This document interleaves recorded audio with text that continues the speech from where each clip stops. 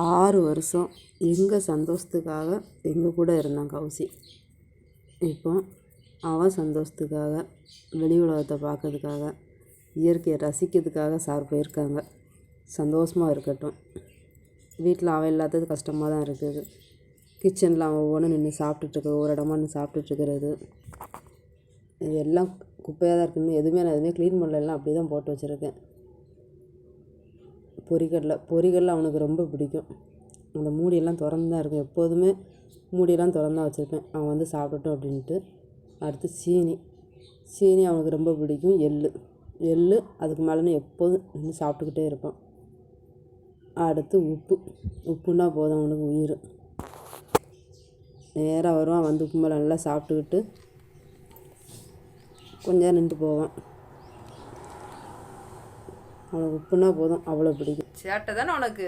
அடுத்து இந்த ஸ்டாண்டில் வந்து அவனுக்கு முந்திரி பருப்பு வச்சுருப்பேன். நான் முந்திரி பருப்பு வந்து நிறைய வாங்கி வச்சுருப்பேன். தனியாக அவனுக்கு 2 மட்டும் எடுத்து போட்டிருப்பேன். டப்பாவை தூக்கி கீழே தட்டி போட்டோம் அப்படின்ட்டு ஒரு ஸ்க்ரூ போட்டு டப்பாவை ஃபிட் பண்ணி வச்சுருக்கேன். இதெல்லாம் அவன் சாப்பிட்டு போட்டது. நான் எடுத்து வைக்காமல் அப்படியே வச்சுருக்கேன். தீபாவளி அன்னைக்கு பறந்து போனான்.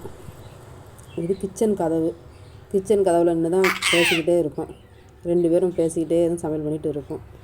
இப்போ அவன் இல்லாமல் கதவு வெறிச்சோடி கிடக்குது. பார்க்குறதுக்கே கஷ்டமாக இருக்குது. கிச்சனில் நிற்கும் போது கஷ்டமாக இருக்குது. அடுத்து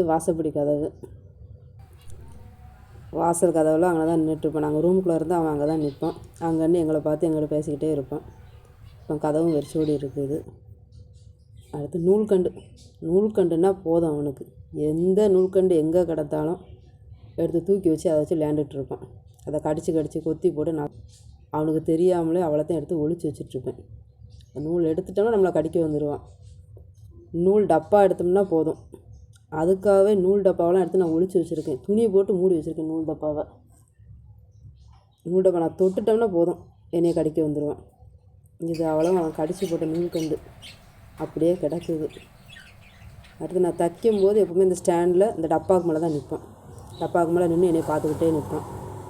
அதில் பிஸ்கட் இருக்குது, அதில் நின்று அதே சாப்பிட்டுக்கிட்டு அதில் நின்று தூங்கிக்கிட்டு அப்படியே என்னை பார்த்துக்கிட்டே நிற்பான். ஃபுல்லாக அமைதியாக இருப்பான்னு நினச்சோம்னா அவன் செய்கிற சேட்டை, பர்ஸ் எல்லாம் கடிச்சு வச்சு எனக்குள்ள 2-3 பர்ஸை கடிச்சு வச்சிட்டான். வெளியில் கொண்டு போகிறதுக்கு இல்லாமல் பர்ஸெல்லாம் நாசமாக்கி வச்சுருவான்.